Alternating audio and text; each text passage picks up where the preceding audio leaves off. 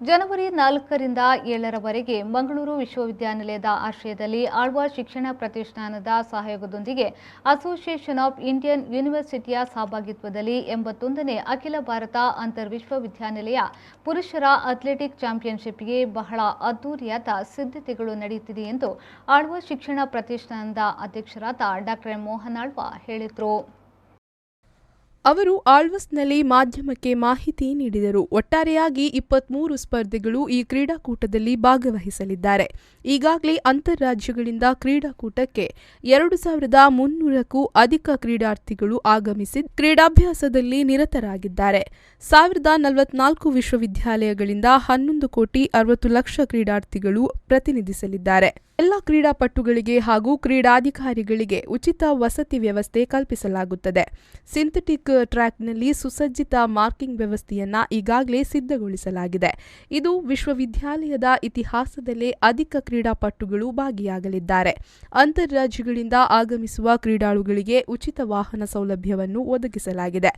ಮಾಧ್ಯಮ ವರ್ಗದವರನ್ನ ವಿಶೇಷವಾಗಿ ಆಹ್ವಾನಿಸಿ ಸತ್ಕರಿಸಲು ಸಕಲ ಸಿದ್ಧತೆಗಳನ್ನು ನಡೆಸಿವೆ.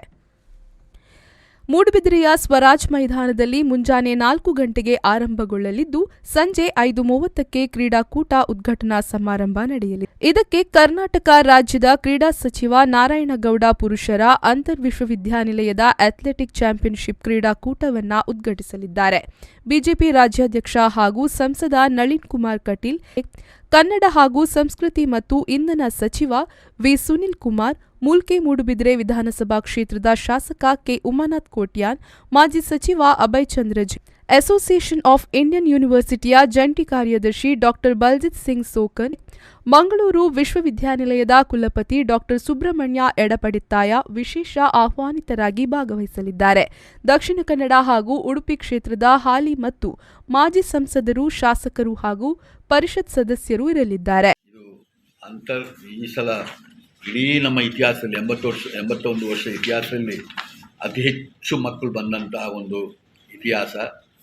ಎಲ್ಲ ವಾಹನದ ವ್ಯವಸ್ಥೆಯನ್ನು ನಾವು ಭಾಳ ಸುಂದರವಾಗಿ ಮಾಡಿಕೊಂಡಿದ್ದೇವೆ. ಇಡೀ 4 ದಿನಗಳಲ್ಲಿ ಹುಡುಗರ ವಿಭಾಗದ 23 ಸ್ಪರ್ಧೆಗಳು ಇಲ್ಲಿ ನಡೆಯುತ್ತವೆ. ಎಲ್ಲ ಸ್ಪರ್ಧೆಗಳು ಕ್ಲಪ್ತ ಸಮಯಕ್ಕೆ ಸುಸಜ್ಜಿತ ವ್ಯವಸ್ಥೆ ಮಾಡಲಾಗಿದೆ. ಅತ್ಯಾಧುನಿಕ ಫೋಟೋ ಫಿನಿಶಿಂಗ್ ತಂತ್ರಜ್ಞಾನದ ವ್ಯವಸ್ಥೆ ಇದೆ. ರಾತ್ರಿ ಹೊತ್ತಿನಲ್ಲಿ ಒಂದು ಸಾಂಸ್ಕೃತಿಕ ಕಾರ್ಯಕ್ರಮಗಳು ಇದೆ.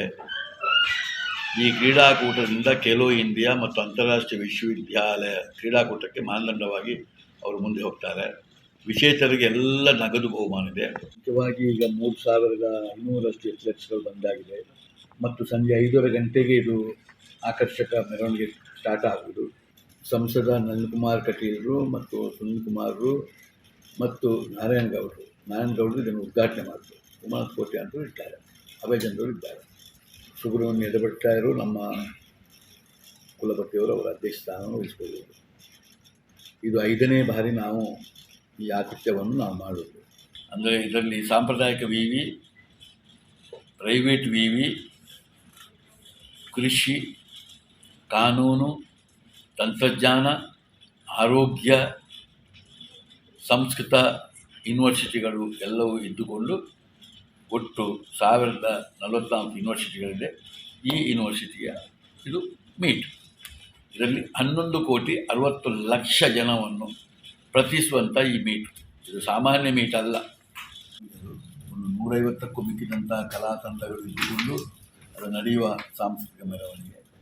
ಉಚಿತ ಊಟ ಮತ್ತು ವಸತಿ ಸೌಲಭ್ಯ ಎಲ್ಲವೂ ದಕ್ಷಿಣ ಭಾರತ ಮತ್ತು ಉತ್ತರ ಭಾರತದ 2 ಶೈಲಿಗಳಲ್ಲಿ ಊಟದ ವ್ಯವಸ್ಥೆಗಳು ನಡೆಯುತ್ತದೆ.